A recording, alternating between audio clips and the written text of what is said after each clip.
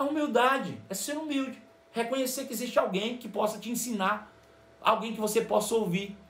Se um jovem quiser ser vacinado contra esse orgulho, basta você se associar a pessoas mais velhas, a quem você possa dar ouvidos, porque já passaram por situações como a que você está passando.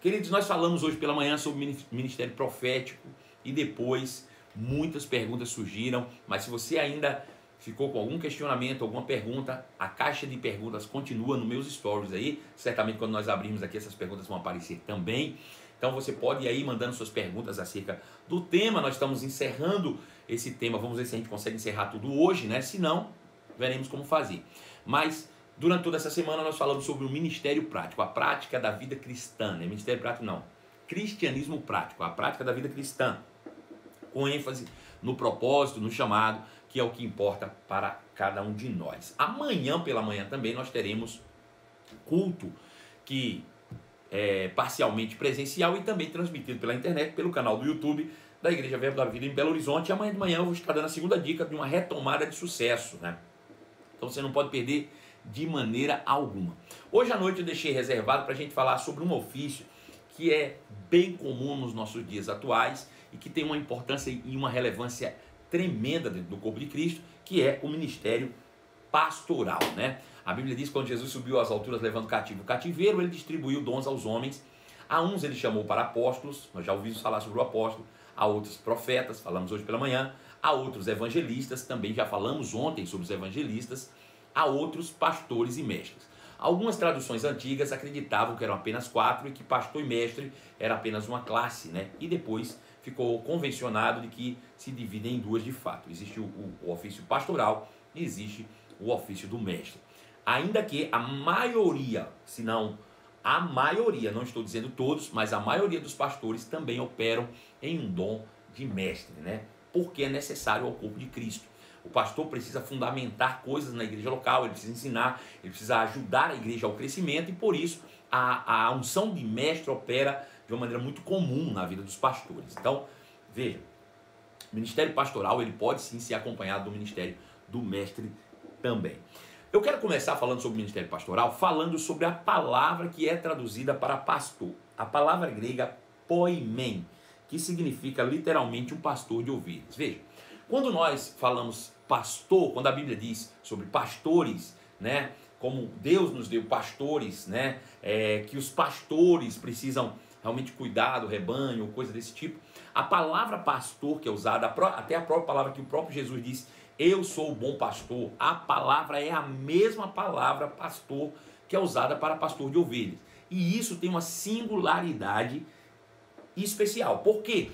Porque quando nós olhamos para o pastor, ele foi designado como pastor exatamente porque existem grandes peculiaridades no que diz respeito também a os membros como um todo serem um rebanho de ovelhas. Nós não temos como fazer essa transmissão aqui, mas eu quero te dar uma dica, por exemplo, depois eu vou botar esse link aí no meu perfil, de um vídeo que fala sobre uma criação de ovelhas, e você vai ver que é bem curioso. Lá na minha terra, né, em Jacobina, na região entre o norte da Bahia e o sul ali de Pernambuco, nós temos uma região muito que cria o ovino, né, a cabra, a ovelha, e é curioso como se distingue, ainda que sejam, né, bem parecidos, né, o caprino e o ovino, eles se distinguem muito em seu comportamento. É bem curioso isso, né? As ovelhas, elas se distinguem das cabras. As cabras, elas só andam sozinhas, elas não andam de bando, não, de jeito nenhum, né? O bode, ele se separa, cada um vai para um canto, é um problema.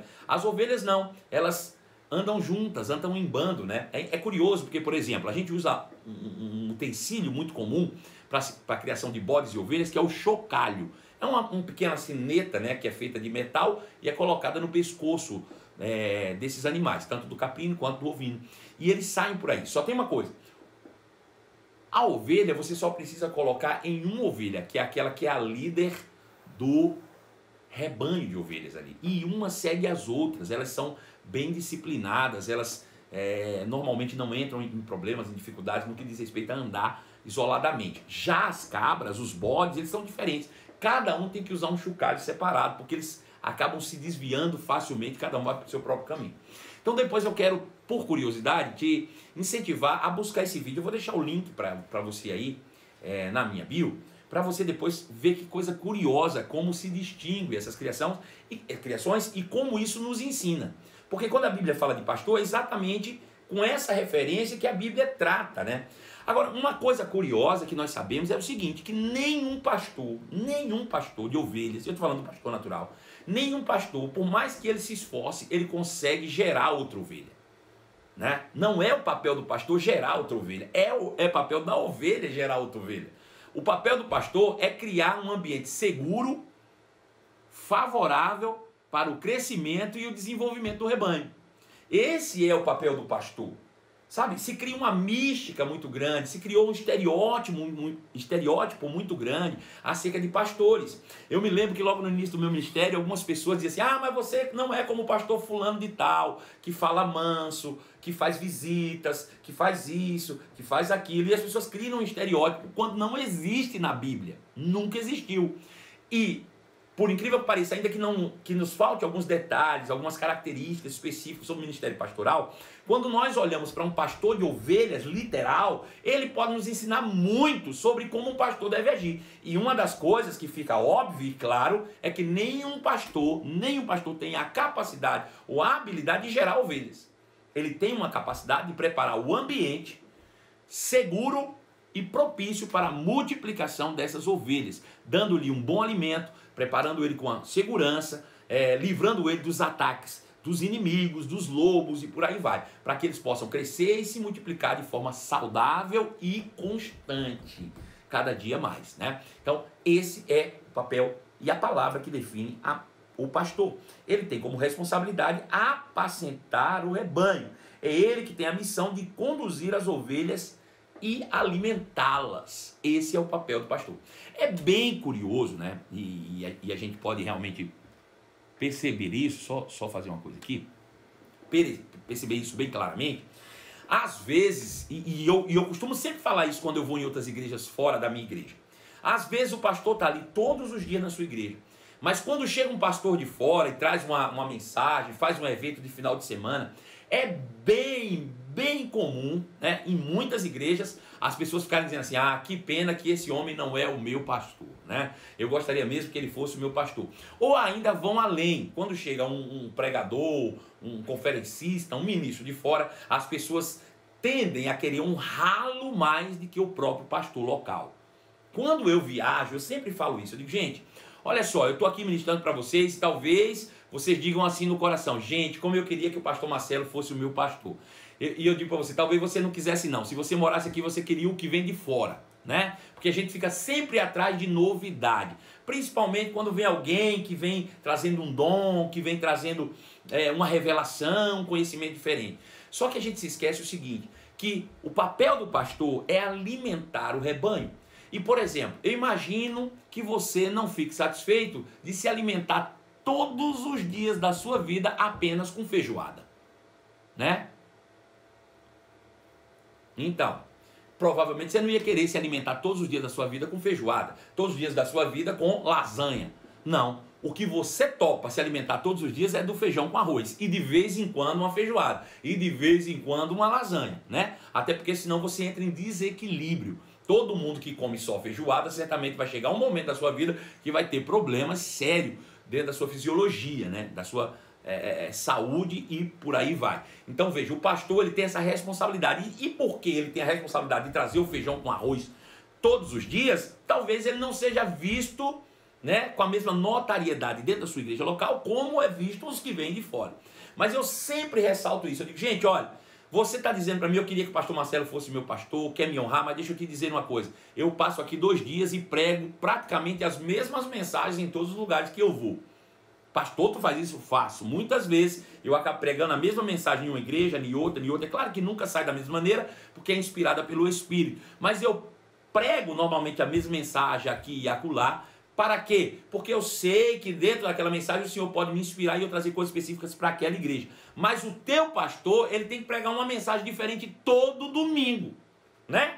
Então, quando teu filho passar mal, adoecer e tu precisar de uma oração, você não vai atrás de mim na outra cidade. Você vai atrás do seu pastor. Então é o seu pastor local que você deve, de fato, honrar, né? Algumas pessoas dizem, olha, pastor, me identifico muito com o senhor. Amém, meu irmão, eu tenho um chamado para o corpo de Cristo, eu tenho um chamado para além das 4 paredes da igreja local, para influenciar pessoas, para influenciar líderes, para influenciar pastores, para ser pastor de pastores. Eu sei desse chamado meu, mas quer saber de uma coisa? Você precisa do seu pastor local, porque se você passar mal aí na cidade que você está, não vai ser comigo que você vai resolver o seu problema não, é com o seu pastor lá. É ele lá que vai cuidar de você, como eu cuido aqui das minhas ovelhas, né? Então a gente tem que aprender a valorizar esse chamado tão importante do corpo de Cristo, que prepara um ambiente para o teu crescimento e o teu desenvolvimento. Você nunca vai ter um pastor te alimentando pela televisão, te alimentando pela internet, te alimentando por revistas, por CDs, por DVDs, pelo que quer que seja.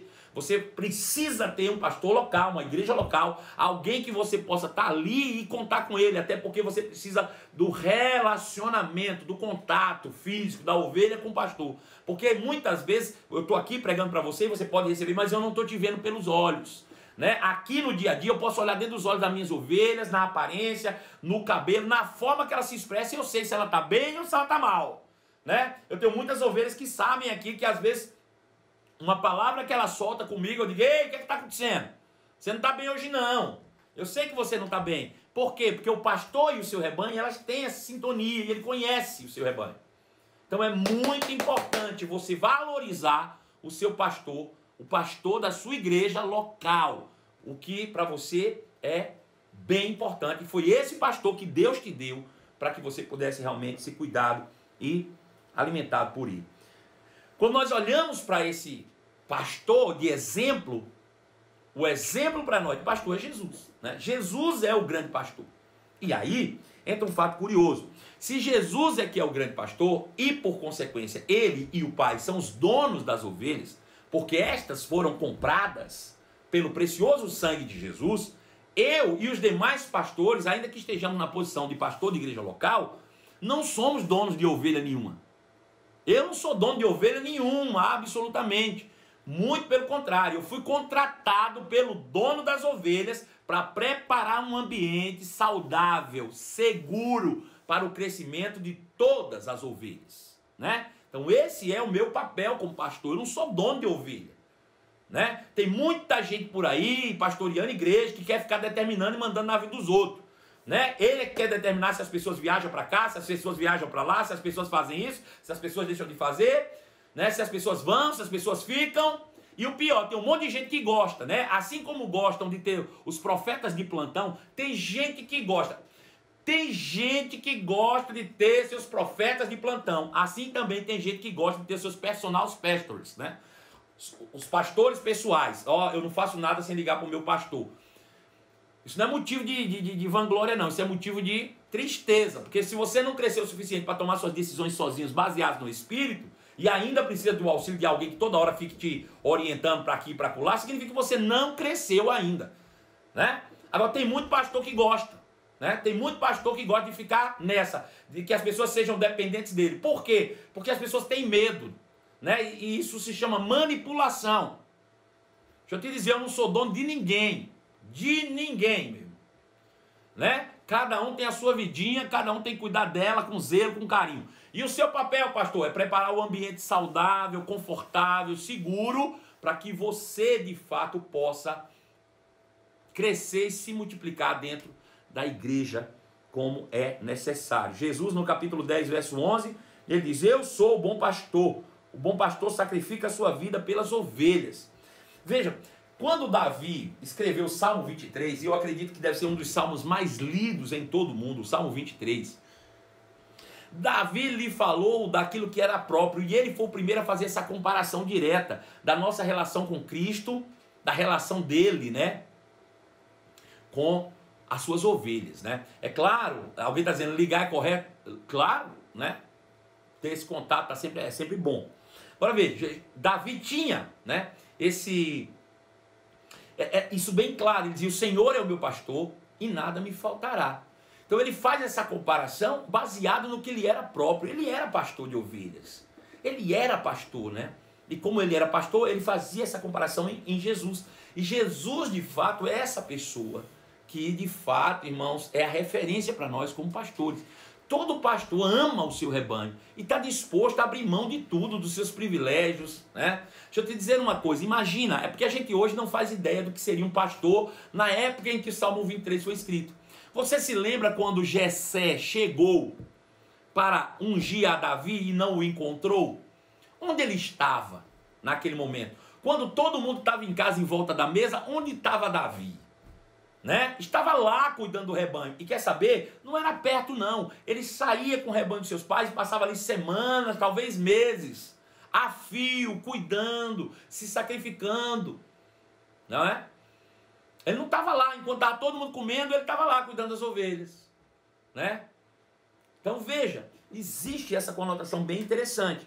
Hebreus 13:20 diz assim: e agora que o Deus da paz, que trouxe de volta todos os dos mortos, nosso Senhor Jesus Cristo, o grande pastor das ovelhas. Então Jesus é o nosso grande pastor das ovelhas. Então veja, se a gente olhar por essa perspectiva, a gente chega ao seguinte consenso, que Jesus, ele é o supremo pastor e ele designou pastores auxiliares. Eu sou um pastor auxiliar de Cristo, que é o supremo pastor. Pastor meu, pastor seu, pastor de todos nós. E eu fui chamado por ele para ser um pastor auxiliar. Eu não posso querer agora dominar sobre o rebanho, né? Querer controlar a vida das pessoas, uma vez que é Jesus que nos deu o Espírito, que guia-nos por meio desse Espírito. Não tem necessidade de um pastor guiar ninguém, né? Quem guia é o Espírito de Deus. É claro que não estou dizendo que você não possa conversar com o seu pastor, não estou dizendo que você não possa trocar ideias com o seu pastor, que você não possa discutir opiniões com o seu pastor, que você não possa até mesmo ter uma relação íntima de amizade com o seu pastor. Isso é bem plausível de se acontecer, né? Ainda mais se tiverem afinidades, ótimo. Mas isso não quer dizer que você tem que ser guiado por ele, né? Você tem que ser guiado pelo Espírito. Isso é que é mais importante do que qualquer outra coisa.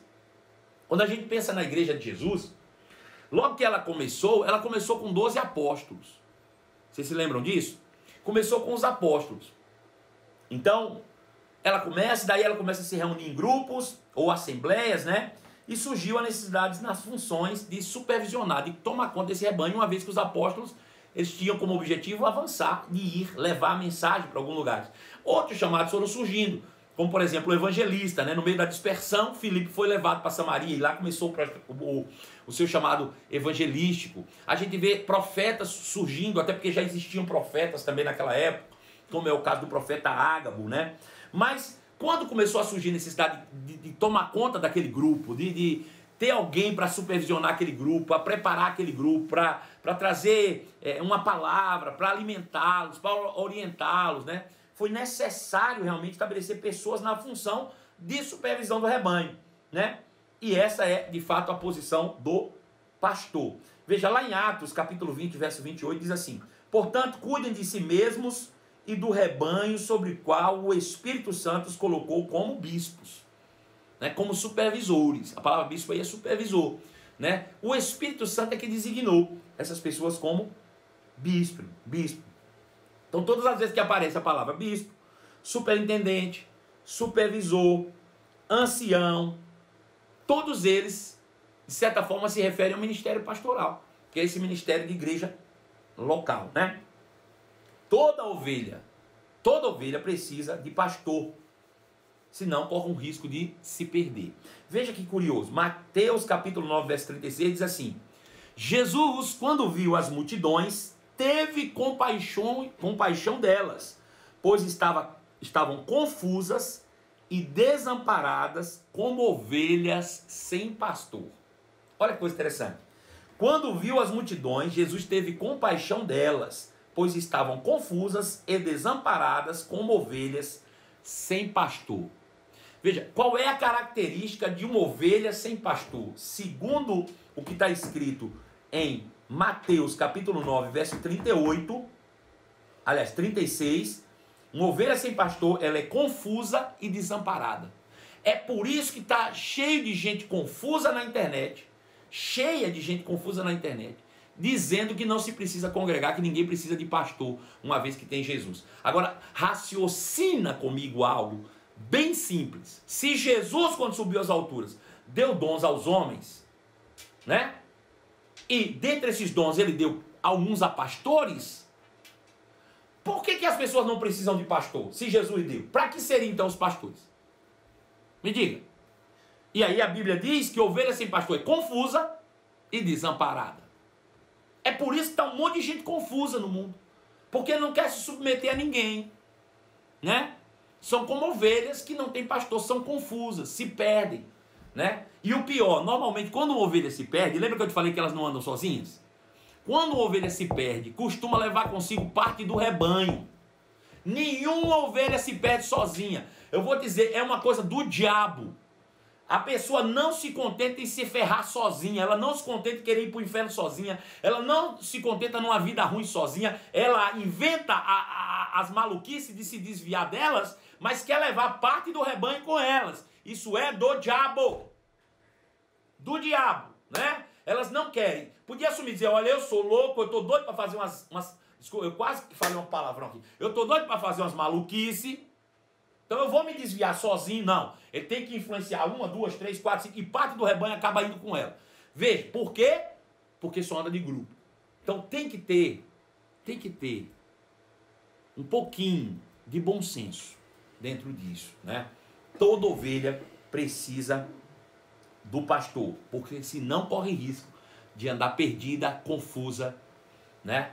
E desprotegida em todo o tempo. Toda ovelha precisa de um pastor.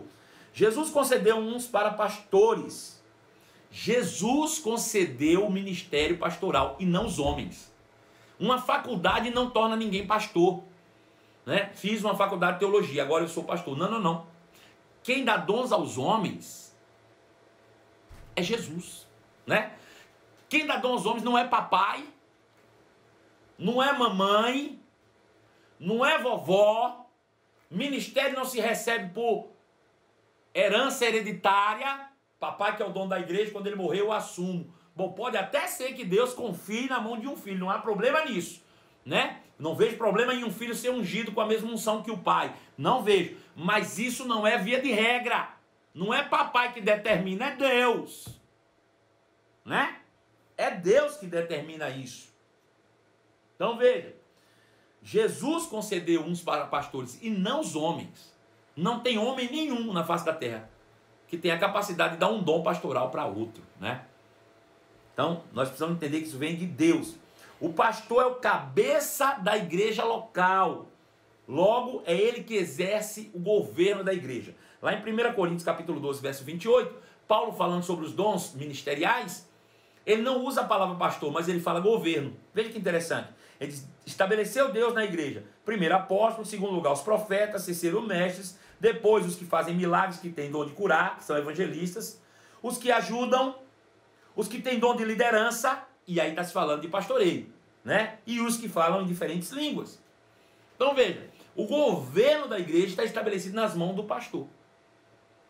É curioso isso, porque as pessoas, porque acabam querendo que os dons ministeriais sejam uma escada de importância, uma escala de importância, ou seja, o apóstolo é mais importante que o pastor, que é mais importante que o profeta, que é mais importante que o evangelista. Não existe isso. Cada parte exerce a sua função.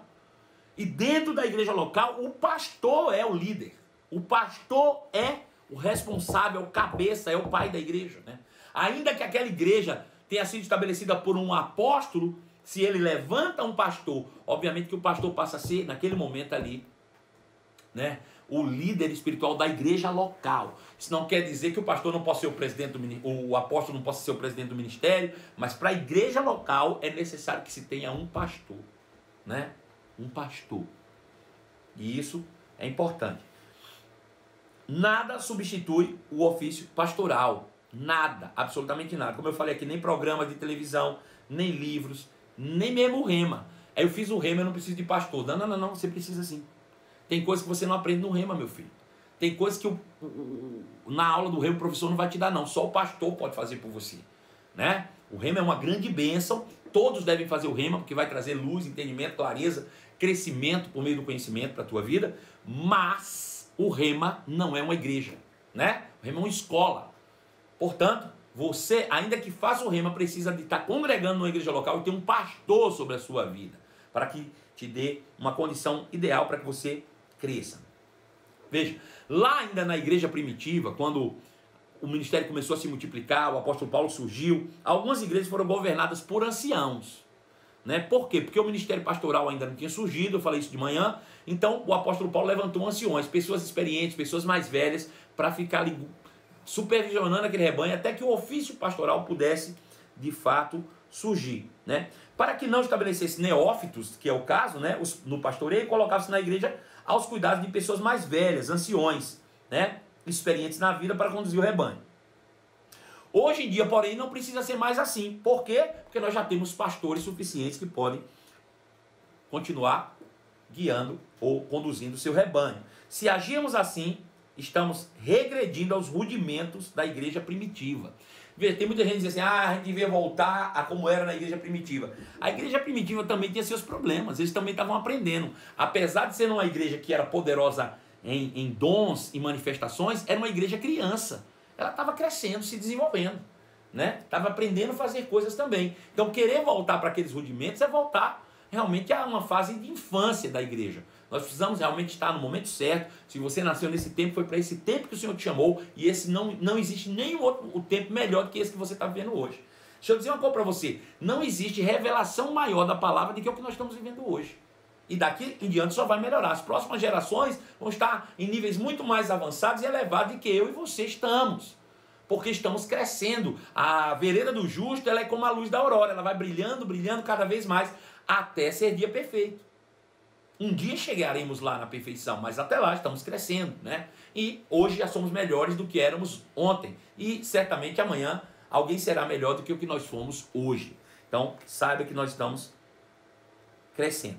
Veja, eu gosto de um texto, né, sobre pastoreio, que o apóstolo Pedro escreveu. E esse texto me remete a algo importante demais. Por quê? Deixa eu te explicar isso. Pedro começou seu ministério juntamente com Jesus. Era novo, tanto novo no negócio de ministério, quanto novo de idade. E Pedro perdurou por muito tempo até a sua morte dentro do ministério. Pedro então escreve a sua carta e em um capítulo ele destina aos pastores. Na verdade, as duas cartas de Pedro são cartas bem pastorais, com conselhos, né? Mas o capítulo 5 da sua primeira carta se destaca grandemente nessa questão do conselho que ele dá. E eu queria convidar você a dar uma olhada nesse texto, né, com os olhos do entendimento do ministério pastoral. Está lá em 1 Pedro, capítulo 5, né? Ele diz assim, ó, que interessante. Eu vou ler o texto para você, depois eu explico. Rogo, pois, aos presbíteros, e a palavra presbíteros aqui é anciãos, né? Anciãos. Rogo, pois, aos anciãos que há entre vós, Pedro dizendo, eu, presbítero como vocês, ou como eles. Veja, isso aqui Pedro já está no fim da sua vida. Já está no finalzinho da sua carreira ministerial. E ele diz, eu rogo a vocês, anciãos, eu, nessa qualidade também de ancião, eu já sou velho, eu já estou há muito tempo, eu rogo para você que assim como eu já está há muito tempo, né, nesse negócio. E aí ele vai dizer o que ele roga. Testemunho do sofrimento de Cristo e ainda co-participante da glória que há de ser revelada. Que pastoreie o rebanho de Deus que há entre vós, não por constrangimento, mas espontaneamente, como Deus quer, nem por sorte da ganância, mas de boa vontade, nem como dominadores dos que lhe foram confiados, antes tornando-vos modelo para o rebanho. Ora, logo que o Supremo Pastor se manifestar, recebereis a inacessível coroa da glória. Na sequência desse texto ele diz, rogo igualmente aos jovens, sede submissos aos que são mais velhos, outrocina o trato de uns para com os outros, cingindo-vos de toda humildade, porque Deus resiste aos soberbos, contudo aos humildes ele concede a sua graça. Humilhai-vos, portanto, sob a poderosa mão de Deus, para que ele, em seu devido tempo, vos exalte, lançando sobre ele toda a vossa ansiedade, porque ele tem cuidado de vós. Sede sóbrio e vigilante, pois o diabo, o vosso adversário, anda de redor, como um leão que ruge, procurando alguém que possa devorar. Veja, é bem interessante, porque normalmente, quando se prega esses textos, se dividem. Ou se fala de um, ou se fala de outro. Quando se fala do primeiro, diz, olha, isso aqui é para os pastores. Quando se fala do segundo, está dizendo, olha, os jovens, estou falando para o ministério de jovens. Só que, na verdade, isso aqui é uma carta, é um contexto só. Paulo estava falando da mesma coisa para velhos e jovens. Só que ele estava falando sobre pastoreios. Ele diz, ó, veja que coisa interessante. Ele diz, Pastorei o rebanho de Deus que há entre vós, não por constrangimento. Depois ele diz, versículo 5, rogo igualmente aos jovens, que pastoreiem o rebanho de Deus. Só que ele vai dar outras instruções. O que quer dizer com isso? Que Pedro sabe exatamente o que ele está falando. Que o pastor passa por dificuldades. E normalmente, é em duas fases do seu ministério. É no começo ou no final. Eu me lembro que no ano de 2008 ou 2009, acho que 2009, eu estava assumindo a igreja local como pastor presidente. Isso é o ano, era 2009. E um pastor já antigo, experiente, com mais de 30 anos de experiência de ministério, me chamou no canto e disse, meu filho, eu quero dar um conselho para você. Eu disse, o que foi, pastor? E ele disse, olha, você está começando agora e eu já estou há muito tempo no pastoreio. E eu quero te dar um conselho que pode salvar a tua vida. E eu disse, diga, pastor, o que é que o senhor tem para falar? E esse conselho que ele me deu nunca saiu da minha mente. Ele disse, olha, existem duas fases no ministério de um homem, o qual ele se torna muito vulnerável. Eu digo, é mesmo, pastor? Ele disse, é. Eu disse, quando são essas fases? Ele disse, quando ele começa e quando ele já está há muito tempo no pastoreio. É no começo do pastoreio e quando ele está há muito tempo. Veja, é quando ele é jovem no pastoreio e é quando ele é ancião no pastoreio. Veja que curioso, é exatamente esses conselhos que Pedro traz aqui. Eles tomem cuidado, vocês que já são anciões no pastoreio, ou vocês que são jovens no pastoreio. E quais são as dificuldades, as vulnerabilidades que todo pastor corre em essas fases da sua vida? Eu vou começar pelo jovem pastor. Ele diz assim, primeira coisa, sede submissos aos que são mais velhos, outrocina o trato de uns para com os outros, cingindo-vos de toda humildade. Normalmente, humildade é algo que falta na vida do jovem. Todo jovem ele é dotado de muita impetuosidade, muita força. João diz, jovens, vós sois fortes, em vós a palavra permanece. Então, muitos pastores jovens, eles por causa da sua força, sua impetuosidade, sua dedicação na leitura, o estudo voraz das escrituras, né, o tempo dedicado à oração, né, a busca, ele chega a pseudo-informação de que ele sabe mais do que todo mundo e ele é dono da razão sempre. Isso se chama arrogância, isso se chama falta de humildade, né? Todo jovem pastor é assim, ele é impetuoso, e porque é impetuoso ele não quer ouvir ninguém, ele acha que ele pode fazer, ele pode mudar o mundo. Pode reparar que todas as gerações têm os jovens que juram que vão mudar o mundo. Eu estava conversando recentemente com o diretor musical da área cristã, da área gospel, da Sony Music, né? O reverendo... meu amigo, esqueci o nome dele aqui agora, vou falar daqui a pouquinho para você. Maurício Soares. E Maurício Soares disse assim, pastor Marcelo, existe um grupo, né, de músicos dessa geração, que eles são dedicados, né?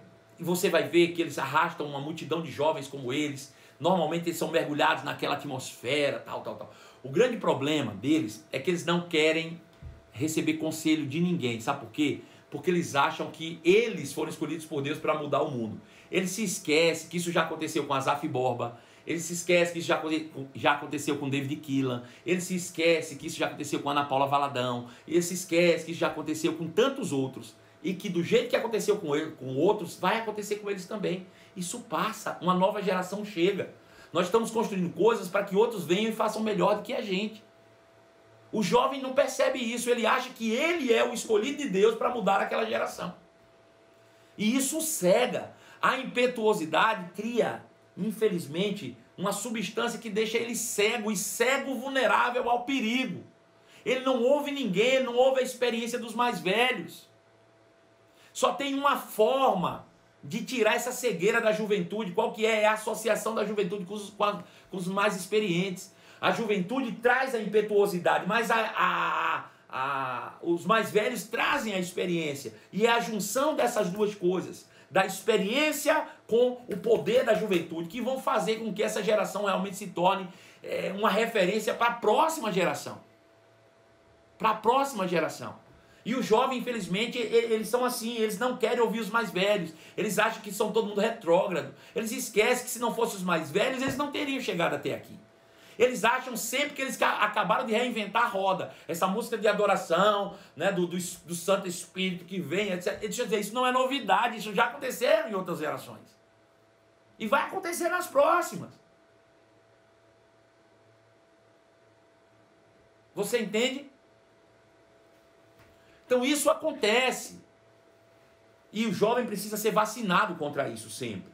Outra coisa, ele diz que isso gera soberba, e a única forma de você controlar isso é a humildade, é ser humilde. Reconhecer que existe alguém que possa te ensinar, alguém que você possa ouvir. Se um jovem quiser ser vacinado contra esse orgulho, basta você se associar a pessoas mais velhas, a quem você possa dar ouvidos, porque já passaram por situações como a que você está passando, né? Essa soberba, ela faz com que eles caiam na ruína, não, né? Então, isso é algo que precisa ser pensado todos os dias, contra os jovens. Agora veja que é interessante. Ao mesmo tempo que ele fala sobre isso com os jovens, ele diz, ó, tem também um problema com os velhos. Ele disse, olha, vocês precisam pastorear o rebanho de Deus que é entre vós, não por constrangimento, mas espontaneamente como Deus quer. Sabe? Às vezes, depois de muito tempo que se está no pastoreio, se começa a entrar num ostracismo, na mesmice, fazer as mesmas coisas. Isso vai cansando. Eles perdem o vigor, e agora eles já não oram mais, e agora já não estudam mais. Para que estudar se eu tenho 258 sermões preparados? Basta eu pegar um lá do meio que ninguém vai lembrar que eu preguei e pregar a mesma coisa. Eles já não estão com o mesmo entusiasmo que eles tinham. E aí tem que ir por constrangimento. E por que não abandonam nesse momento? Porque não sabem fazer mais nada, né? Não se aprimoraram, não cresceram, não desenvolveram pessoas.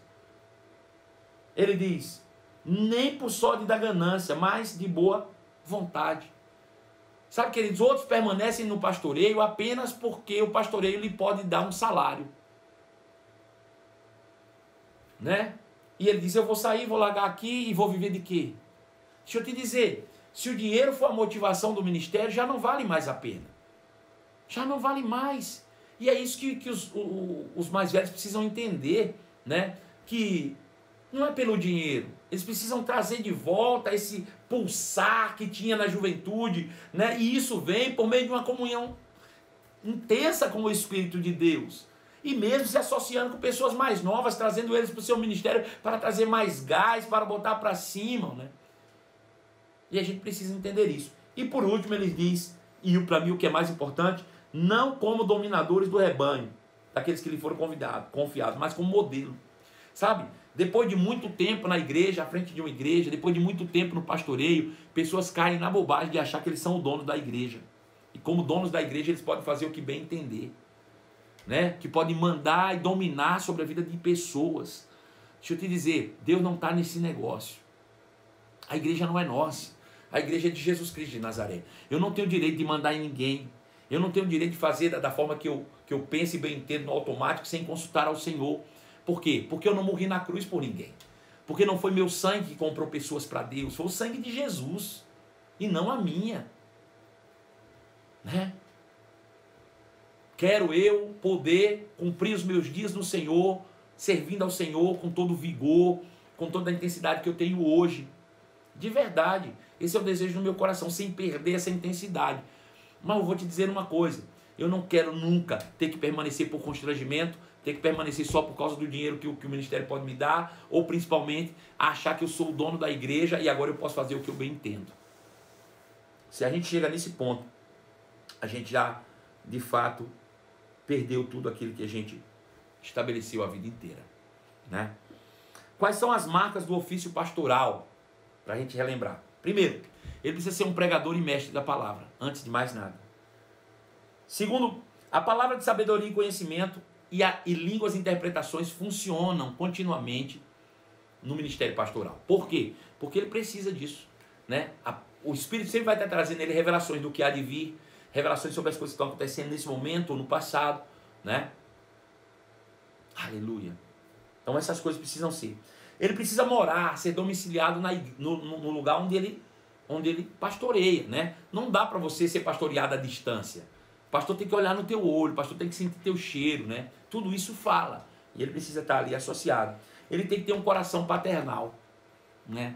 A paternidade é a maior expressão da graça de Deus. É a paternidade. né? E o pastor tem esse coração paternal. Ele olha para todos aqueles do seu rebanho sem querer nada em troca. Porque é isso que um pai faz. Deixa eu dizer, muitas pessoas nos dias de hoje têm buscado seus mentores. Todos, tem muita gente buscando mentor. Inclusive me manda mensagem: pastor, o senhor não quer ser o meu mentor? Eu digo: quero não. Quero não, sabe por quê? Porque Deus não me chamou para ser mentor, Deus me chamou para ser pastor, para ser pai, né? Veja, qual é a diferença entre ter um mentor e ter um pastor? Um pai de verdade. Eu te pergunto, a gente não precisa de mentores? Precisa. Por exemplo, deixa eu te dar exemplo aqui. Eu tenho 4 filhos e eles precisam aprender coisas. Eu te pergunto, eu sou mentor para ele em todas as coisas? Por exemplo, eu não vou ensinar meus filhos a jogar futebol. Eu pago um mentor para ensinar meus filhos a jogar futebol. Eu não vou ensinar meus filhos a falar inglês. Eu vou pagar um mentor, um professor, para que ele fale inglês. Agora, a vida ensino eu. A vida é o pai que ensina. Ensina a criança no caminho. Na vida sou eu quem ensino e eu sou pai. Agora, qual é a diferença? É que nem o professor de futebol, nem o professor de inglês, nem o professor de natação, nem o professor de artes marciais, nem o professor do que for vai fazer pelo teu filho de graça. Todo mentor quer tirar algo de você, né? Quer colher de você, né? Quer tirar, ele faz em troca de algo. O pai não, o pai faz porque ama.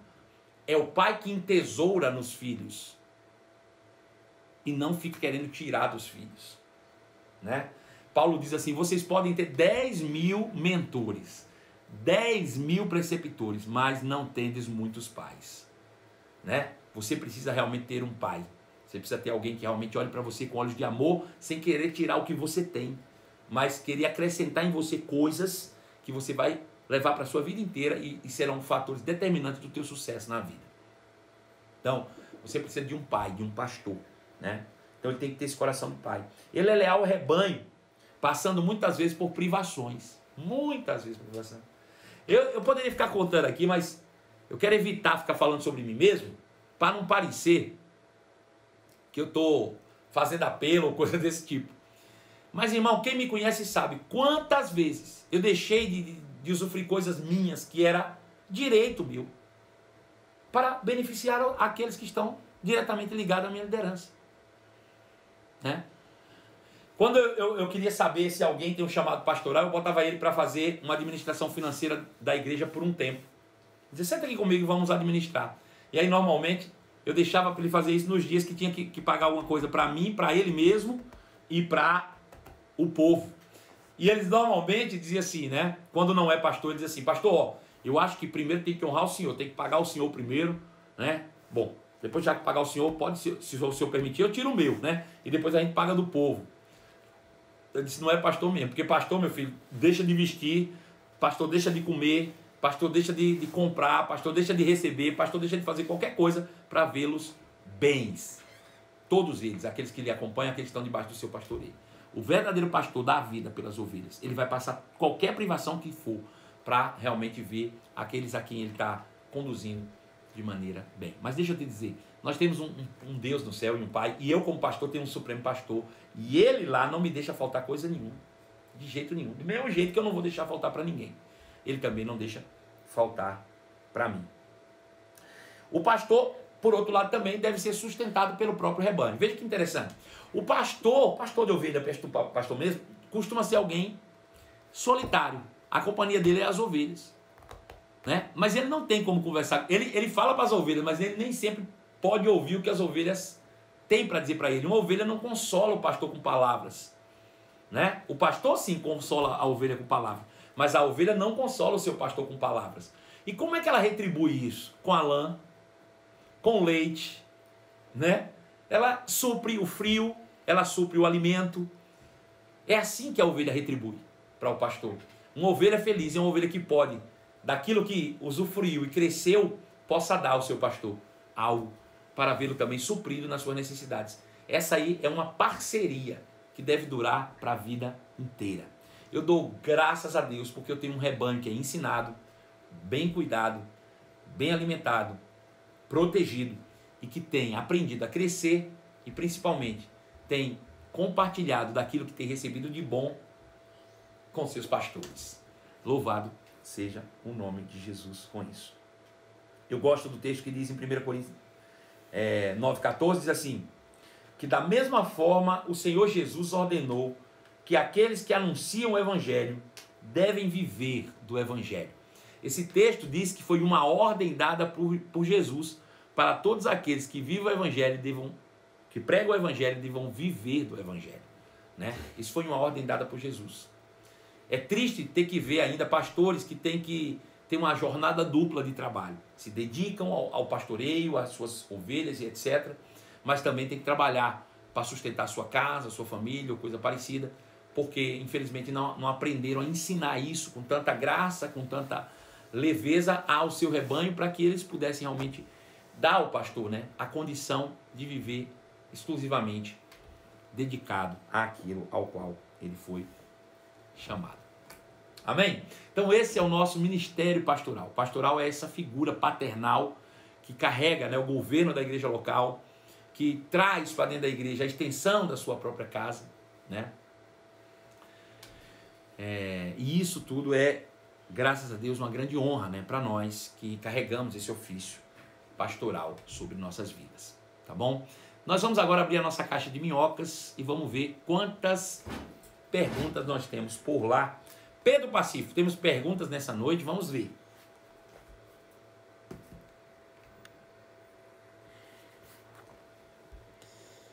Todos que recebem o dom têm que ser líder?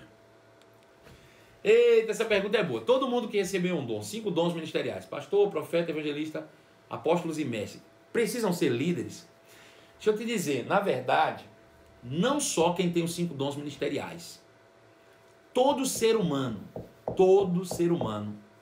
carrega um líder dentro de si mesmo. Todos nós fomos vocacionados para a liderança. E se não encontrarmos essa liderança ou não desenvolvermos, nunca seremos completos, nunca seremos realizados. Eu vou aproveitar o gancho agora para falar do PCML, né? É o Programa de Capacitação Ministerial e Liderança. A primeira matéria, ou o primeiro módulo do PCML é autoconhecimento. E o fundamento dele é exatamente, existe um líder oculto dentro de cada ser humano que está desejoso de ser liberto. Quando você encontra o seu propósito na vida, nasce um líder dentro de você. Então você está pronto para cumprir, de fato, o seu chamado por completo. Próxima pergunta. Eu também vou aproveitar um pouquinho do gancho que o senhor pegou e abrir um outro gancho, que é sobre o nosso site, que está ficando pronto já. E o PCML vai ser disponibilizado por lá em EAD também, né? Exatamente, o Pedro falou tudo. O nosso portal, né, já está praticamente pronto. Daqui a pouco a gente vai fazer o lançamento oficial dele, né, o site Portal Marcelo Carvalho. E nele nós já vamos fazer o primeiro módulo digital do PCML, do nosso curso, que é Programa Capacitação Ministerial e Liderança. Você vai poder fazê-lo em qualquer parte do mundo, né? Você vai ter acesso a um link exclusivo para você em vários vídeos, você vai assistindo aos poucos, né? E construindo essa identidade de liderança dentro de você. Em breve, aguarde o Portal Marcelo Carvalho pelo site, vai estar disponível para você. Próxima pergunta.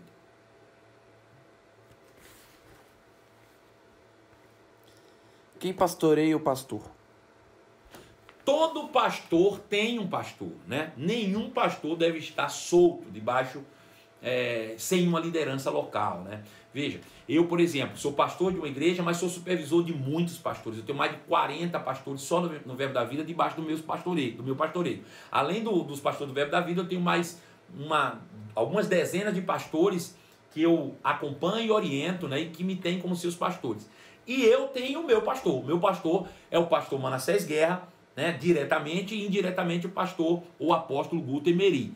O importante é que cada pastor precisa estar debaixo da liderança de um pastor.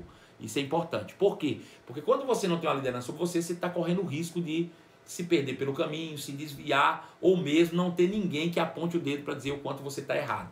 Isso é bem importante. Próxima pergunta.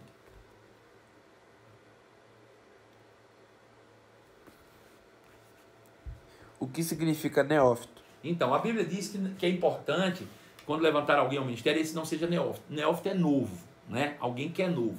Não tão somente de idade, mas também, principalmente, novo no ministério, ou novo convertido, né? Vamos botar dessa maneira. Então você tem que pegar esse neofilismo pelos dois aspectos. É possível, por exemplo, que alguém nasceu dentro de uma igreja local, cresceu, até fez o rema com 16 aos 18 anos, e aos 19 anos ele ainda seja um neófito.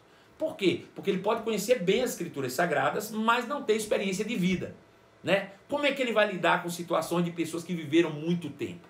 Muitas vezes isso pode ser um problema se ele não for uma pessoa também experiente na vida. Perceba que Jesus, com 12 anos de idade, ele estava apto a discutir com os mestres da lei, o qual fez quando foi esquecido por seus pais lá no templo. Com 12 anos de idade, ele já era mestre nas palavras. Mas nem por isso, com 13, ele entrou no ministério. Ele só entrou com 30. Veja, ele com 12 estava apto, mas só entrou com 30. Durante 18 anos, Jesus fez o quê? Se preparou como homem, como ser humano. Né? Trabalhou, teve experiências na vida, para que essa sabedoria também fosse colocada à prova, testada. Né? A Bíblia diz que ele cresceu em conhecimento, estatura e sabedoria. Ou seja, isso foi durante o tempo. Então o neofilismo, de fato, né, é essa imaturidade, tanto em idade quanto em experiência dentro do cristianismo. Próxima pergunta.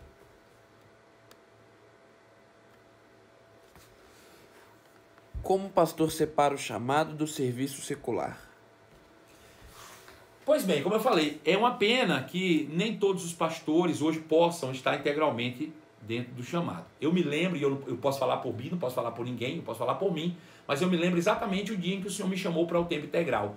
E ele disse: eu preciso que você abra mão de tudo. E eu disse: Senhor, mas eu sou empresário, eu não posso ficar com algo. E ele disse: não, porque o que eu tenho para fazer através da sua vida, você não pode ter uma mente dividida. A questão não é financeira, a questão não é nada disso, a questão é mente dividida. Agora veja, eu não posso julgar o que acontece na vida de outros, né? Eu sei de mim. Pastor, mas foi fácil? Não. O senhor recebeu uma proposta de salário? Não. O senhor falou: largue tudo e venha me servir voluntariamente. E eu não tinha fonte de renda nenhuma. Pastor, o senhor é doido? Bom, posso até parecer ser, mas eu confio em Deus que me chamou. Deus não é irresponsável de me chamar e me deixar passar necessidade. E olhando para trás, te confesso, nunca faltou absolutamente nada. Absolutamente nada. E hoje eu vivo uma vida, infinitamente superior ao que eu vivia quando eu era empresário. Então, é uma questão pessoal. Eu sei o que Deus falou comigo, né? Eu poderia ter usado isso para dizer: não, gente, mas é porque eu tenho um padrão de vida X, eu vou continuar aqui para trabalhar aqui. Assim, cá entre nós, eu não vou falar dos outros, vou falar de mim. Se eu tivesse permanecido com a empresa e com o coisa, seria falta de fé da minha parte. Né? Eu simplesmente estava dando um recado: Jesus, eu não acredito que você pode me sustentar. Seria essa a mensagem que eu estaria dando para Jesus. Jesus, você não tem capacidade nenhuma de me sustentar, eu vou continuar trabalhando, porque senão meus filhos passam fome. Mas cada um anda no nível da fé que tem. Eu abri mão de tudo, durante 1 ano e meio não foi fácil, eu não tinha renda nenhuma, mas depois de 1 ano e meio as coisas começaram a melhorar, e graças a Deus, de uma igreja de 40 pessoas, a gente abriu mais de 40 igrejas. Né? E obviamente aquele que cuida de um rebanho come do leite do seu rebanho. Então hoje eu tenho uma vida favorável, graças a Deus. Próxima pergunta.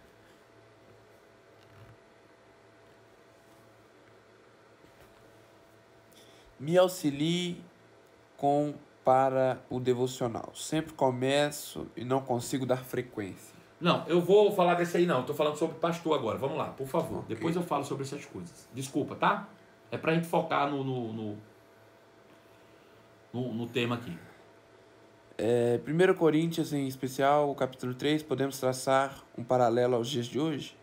Bom, não sei nem o que está falando lá, porque a gente não leu esse versículo, né? Eu precisaria parar para ler, para ver, a gente não vai ter tempo para isso.